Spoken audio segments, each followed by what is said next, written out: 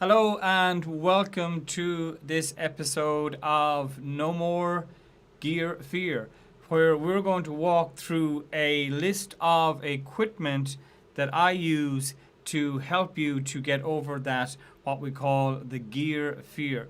So, what I mean by that is there are lots of choices out there when it comes to lights, microphones, green screens, cameras, switches, and everything in between. So, we're going to go through equipment that I use on a regular basis to help you to get over that gear fear. So we're going to do this on a regular basis. You can post questions, and I will show you how to get, at the end of this, the entire list of equipment. Now, it's important to recognize as well that nobody needs everything on this list, okay?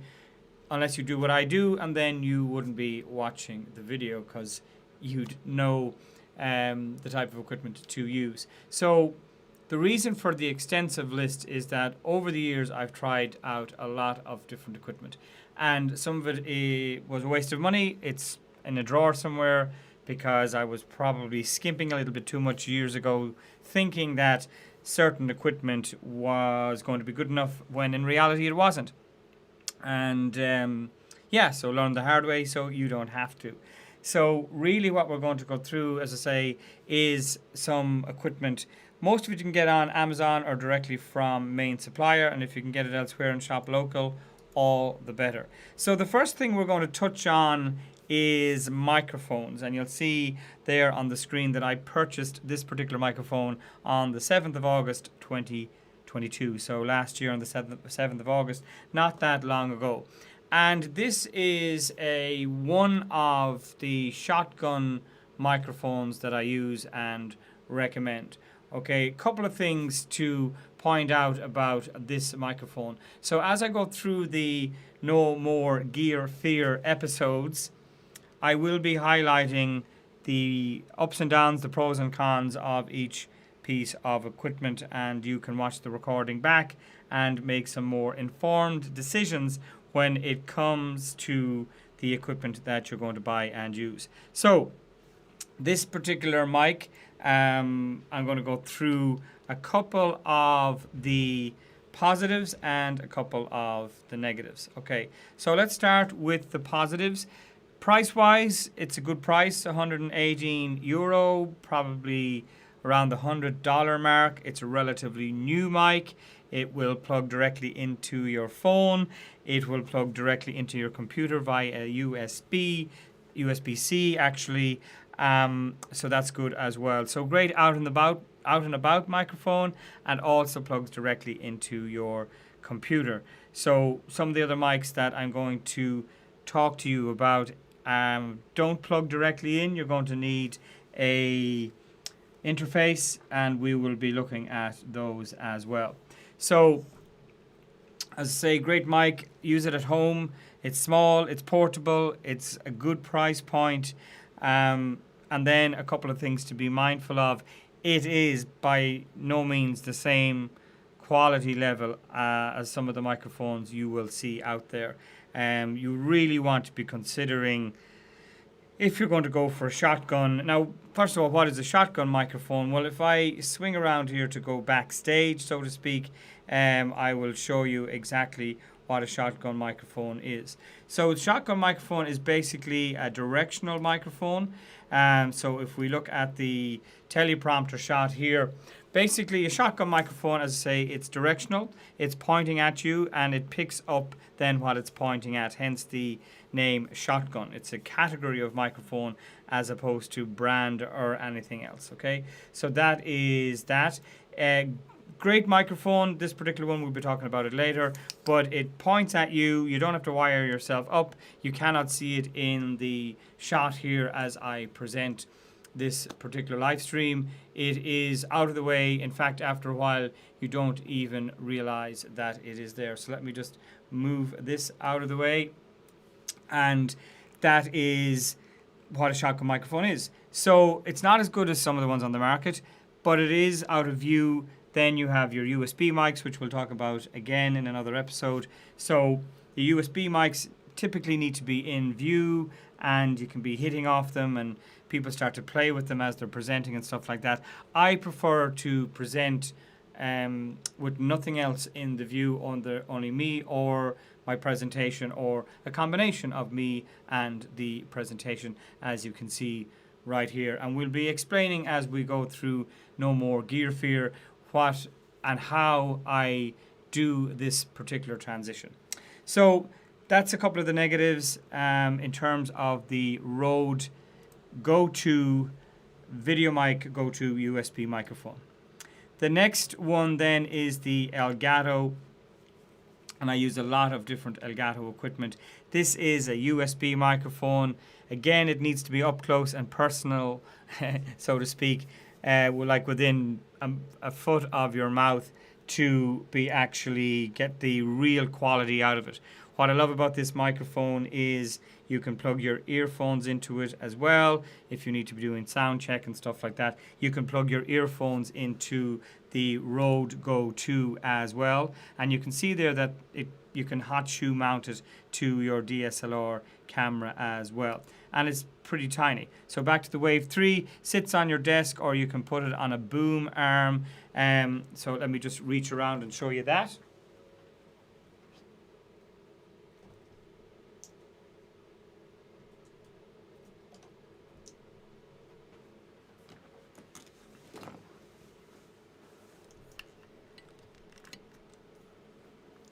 So here it is in picture. As you can see, it needs to be up close. This isn't on at the moment. I'm using the shotgun.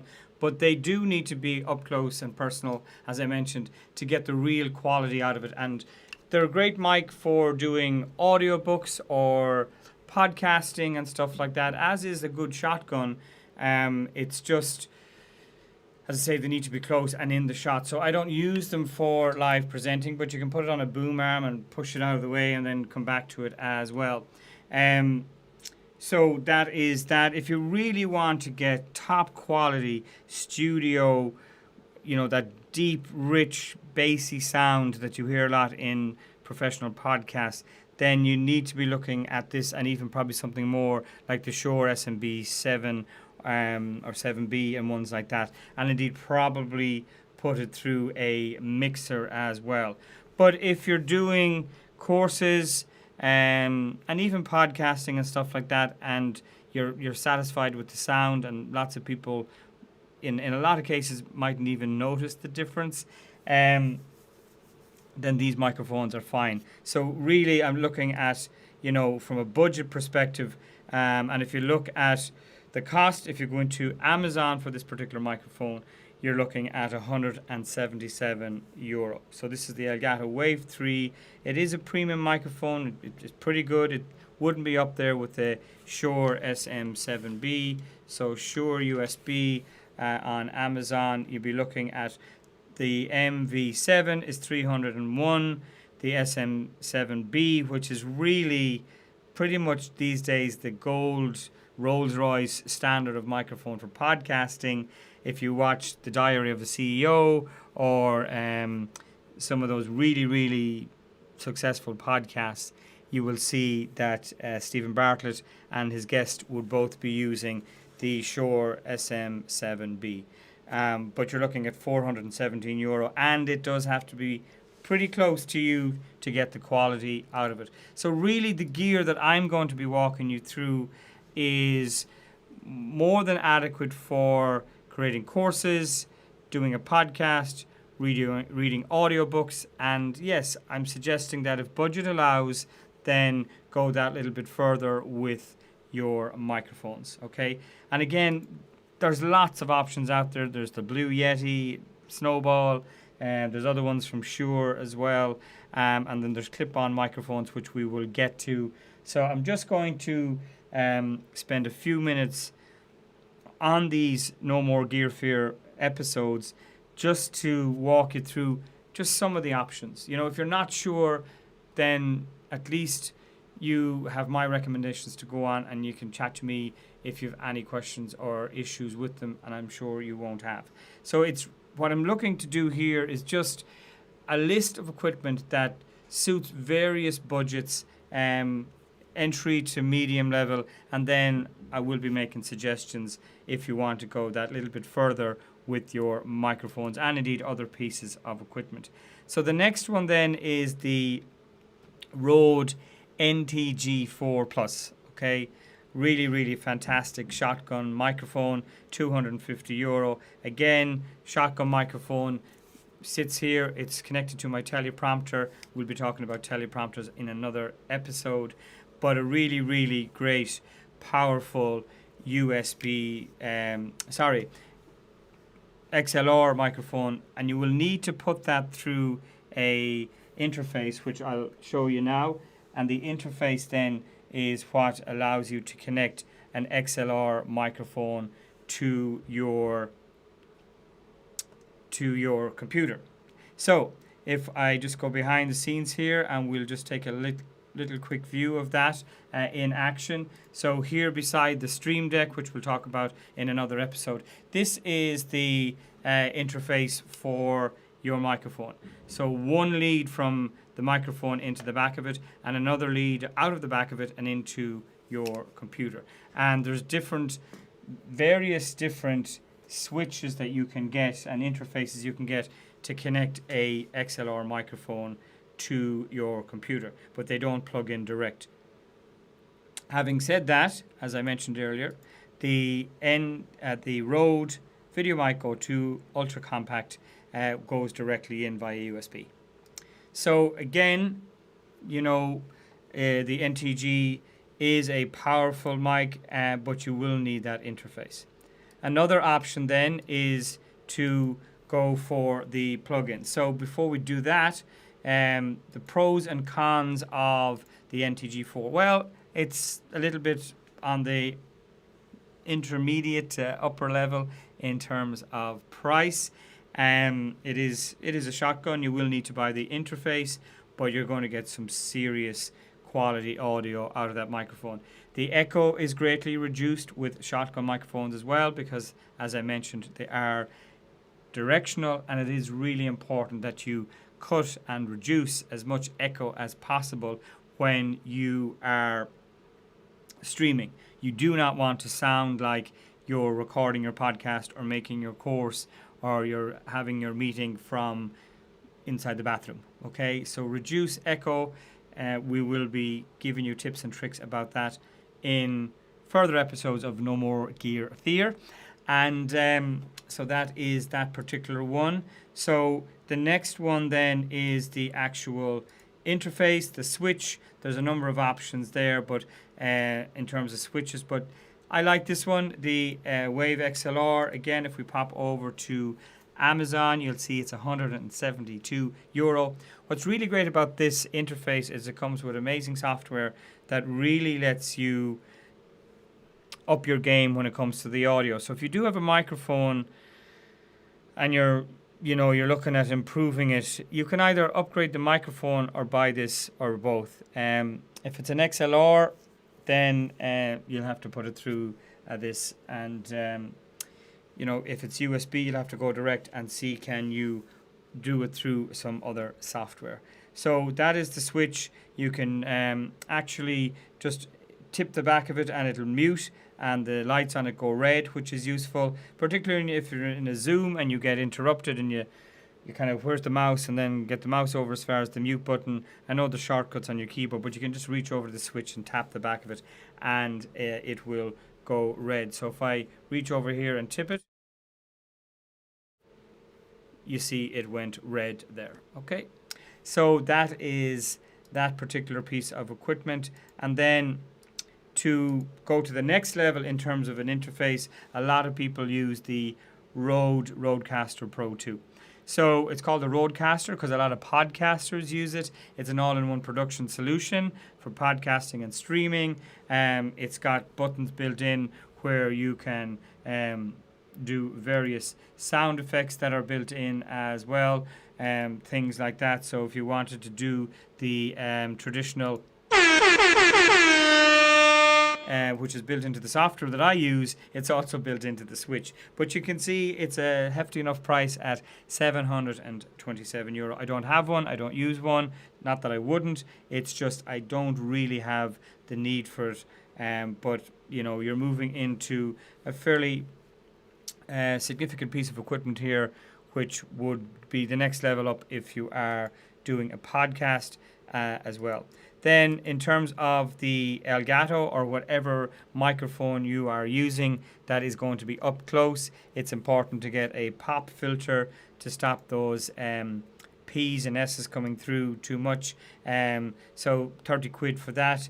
It plugs onto the Elgato Wave 3. There, if you have a different microphone and you want to get one, you will need to get the pop filter for your specific microphone. So you might notice the difference until you get one, and then you listen back and you go, oh, now I see the difference that it makes. So in terms of the connecting it to your desk and be nice and tidy, you've got two different arms for any type of microphone really, but they're from Elgato. So there's one that goes under your monitor. I have the one that goes over your monitor because the one that goes under your monitor wasn't available when I bought the one that goes over, and I still like the one that I have. So what that is useful for is just having the ability to push the microphone away from yourself and out of the way of your desk when you're not using it, and then reach over and bring it up close and personal when you want to use it. So you can watch the little video there. It's got cable. Testing 1, 2, 3. Here I go. Give me that microphone. So you can see there a very well produced video. So you can see you can pull it in, you can attach it to your desk. It's got cable management with magnetic covers. Really, really well put together. And you can see the example there. Well put together microphone from Elgato, as is all their equipment. I have a lot of different Elgato equipment, lights, switches, the Stream Deck and so on. So you can see it there, powerful piece of equipment. You can bring it up close and personal and get a really solid sound out of it and then push it out of the way. As I say, it'll work with any microphone. They're just presenting it here with the Elgato Wave 3 that I mentioned. Okay, so again with Amazon or the website, you can read reviews, as I would suggest. That one is €104, and really, really good piece of equipment for keeping your desk tidy and bringing the mic close to your mouth when you need to. So the one I have is the Wave Mic Arm. So if I bring it back into view here, so you can see it right here, can push it away when I'm not using it. I tend to record my audiobooks and podcast episodes standing up. I don't record the podcast with this, but I would use this for the audiobook just to get that little bit more of a richer sound, particularly for an audiobook, as Amazon have fairly strict requirements when it comes to the quality of the audio that you create.